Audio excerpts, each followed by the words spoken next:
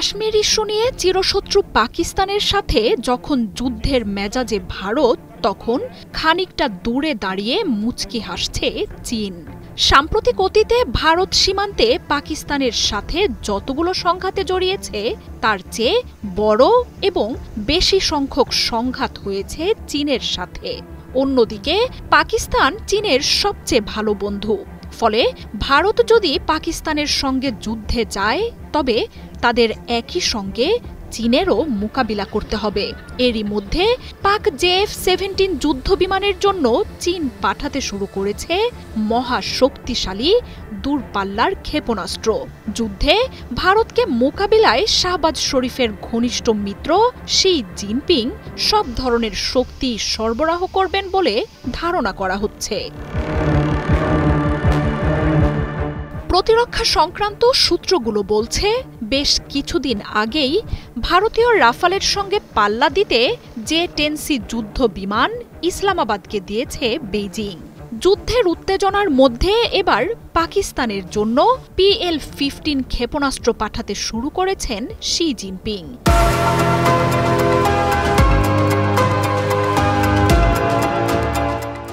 আকাশ থেকে আকাশে হামলা চালাতে দক্ষ ও কার্যকরী অস্ত্র মূলত ভারতের সামরিক সক্ষমতার মূল শক্তি রাফালের যুদ্ধবিমানকে ধ্বংসের জন্যই দেয়া হয়েছে। পাকিস্তানের সবচেয়ে বড় প্রতিরক্ষা অংশীদার চীন।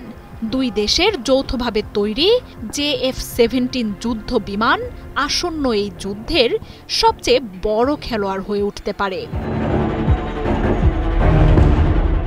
যুদ্ধ শুরু হলে পাকিস্তানের সামরিক বাহিনীকে দেয়া K-8 কারাকোরাম এয়ারক্রাফট, আল খালিদ ট্যাঙ্ক বহর সহ দেশটির জন্য বিশেষভাবে বানানো আরও চীনা অস্ত্র সরবরাহ পাবেন শাহবাজ শরীফ।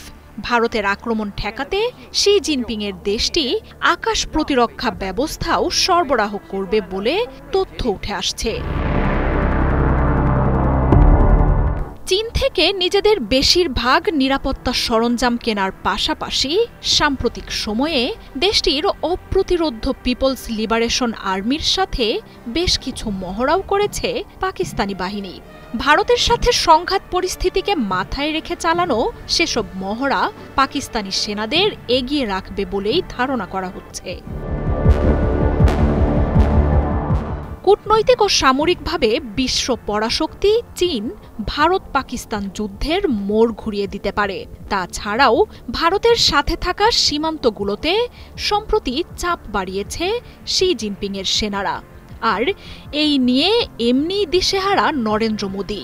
পাকিস্তানের সাথে যুদ্ধ শুরু হলে চীনা বাহিনী ভারত সীমান্তে আরও সক্রিয় হয়ে উঠবে বলেও আভাস মিলছে। নরেন্দ্র মোদীর সরকার ক্ষমতায় আসার পর থেকেই আঞ্চলিকভাবে প্রায় বিচ্ছিন্ন ভারত। আগ্রাসী মনোভাবের কারণে একের পর এক বন্ধু হারিয়ে সাম্প্রতিক সময়ে চরম চাপে পড়েছে নরেন্দ্র মোদীর সরকার।